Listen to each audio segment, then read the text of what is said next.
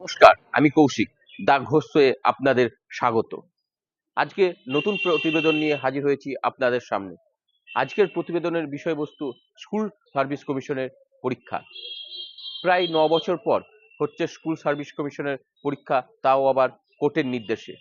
রাজ্যে যে school service কমিশনের পরীক্ষা হচ্ছে, সেই পরীক্ষা দিতে ভিড় জমিয়েছেন ভিন রাজ্যের পরীক্ষার্থী অর্থাৎ চাকরি প্রার্থীরা। বিহার, ঝাড়খণ্ড, উত্তরপ্রদেশ থেকেও চাকরি প্রার্থীরা এসেছেন পরীক্ষা দিতে। এই বছরে প্রায় ২,৪৬,০০০ পরীক্ষার্থী রয়েছে, আর যা একাদশ দ্বাদশে যা শূন্যপদ রয়েছে প্রায় ১২,৫১৪ জন। সেই জায়গায় পাশাপাশি হিন্দি মাধ্যমে শূন্যপদ রয়েছে ৩৭০টি। হিন্দি মাধ্যমে পরীক্ষার্থী রয়েছে প্রায় ১২,০০০-এরও বেশি, এবং এখানে যে বাংলায় যে পরীক্ষার ব্যবস্থা করা হচ্ছে, সেখানে ভিন রাজ্য থেকেও ভিড় জমিয়েছে। সেই নিয়ে রাজ্যের শাসক দল তৃণমূল বলতে শুরু করেছে ভিন রাজ্যে চাকরি নেই, যেখানে ডবল ইঞ্জিন রয়েছে, যেমন বিহার, আগের দিন যেমন ইউপির কথা বলা হচ্ছিল। তবে আজকে যে রাজ্য থেকে এসেছে সেটি হলো ঝাড়খণ্ড। ঝাড়খণ্ডের কথাও সামনে এসেছে। তবে ঝাড়খণ্ডের ক্ষেত্রে যদি দেখা যায়, সেখানে কিন্তু ডবল ইঞ্জিন সরকার নেই। সেখানে ইন্ডি অ্যালায়েন্স, যে ইন্ডি জোট রয়েছে, সেই জোটের সরকার রয়েছে।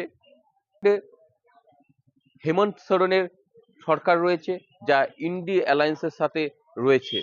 তবে এই বিষয়ে কি বলে রাজ্যের শাসক দল তৃণমূল? কারণ রাজ্যের শাসক দল তৃণমূলও সেই জোটের সরকারে রয়েছে।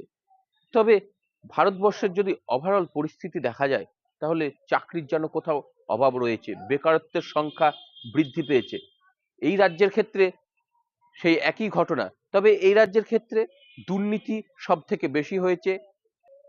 স্কুল সার্ভিস কমিশনের যে ২০১৬ যারা চাকরি পেয়েছিল, তাদেরকেও আবার পরীক্ষায় বসতে হয়েছে, কারণ এসএসসির দুর্নীতির কারণে। এসএসসির দুর্নীতি কেন বলছি? কারণ কোর্টের নির্দেশেই এই পরীক্ষা নেওয়া হচ্ছে। পাশাপাশি ২০১৬ যে প্যানেল, সেখানে অযোগ্য তালিকা প্রকাশ করা হয়েছে, এবং সেই অযোগ্য যখনই সামনে এসেছে, তখন দুর্নীতি কোথাও না কোথাও একটা হয়েছে। এসএসসি কোথাও না কোথাও একটা দুর্নীতির আখড়া। কারণ এর আগে একাধিকবার কোর্টের দ্বারস্থ হয়েছিল চাকরি হারা ব্যক্তিরা বা চাকরি হারা যারা শিক্ষক ছিলেন। সেই সময় অযোগ্য যোগ্য চিহ্নিতকরণ করতে বলেছিল। প্রথমে সেই চিহ্নিতকরণ হয়নি, তারপর কোর্ট নির্দেশ দিয়েছিল পরীক্ষা নেওয়ার জন্য। সেই কোর্টের নির্দেশে এবার পরীক্ষা শুরু হয়েছে। সেখানে যারা চাকরি হারিয়েছে তারাও পরীক্ষা দিচ্ছে, পাশাপাশি নতুন যারা চাকরি প্রার্থী রয়েছে তারাও পরীক্ষা দিচ্ছে। আজ দ্বিতীয় দিনে, অর্থাৎ একাদশ ও দ্বাদশের যে পরীক্ষা রয়েছে, সেখানে প্রায় ২,৪৬,০০০, যদি বলা যায় প্রায় ২.৫ লক্ষ পরীক্ষার্থী রয়েছে, ১২,৫১৪ শূন্যপদ। পাশাপাশি হিন্দি মাধ্যমের যে শূন্যপদ রয়েছে ৩৭০, সেক্ষেত্রে প্রায় ১২,০০০-এর বেশি পরীক্ষার্থীরা এসেছেন ভিন রাজ্য থেকে, যেমনটা এর আগেও বলছিলাম। তবে হিন্দি মাধ্যমের ক্ষেত্রে যারা হিন্দি ভাষী তারাই কিন্তু পরীক্ষা দেয়, এটা স্বাভাবিক। সেক্ষেত্রে যে ভিন রাজ্য থেকে এসেছে, কোথাও ডবল ইঞ্জিন সরকার, চাকরি নেই, এই যুক্তি যেন কোথাও ঢোপে টেকে না।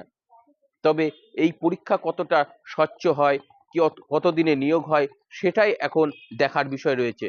আজকের প্রতিবেদন এই পর্যন্ত। দেখতে থাকুন দা ঘোষ।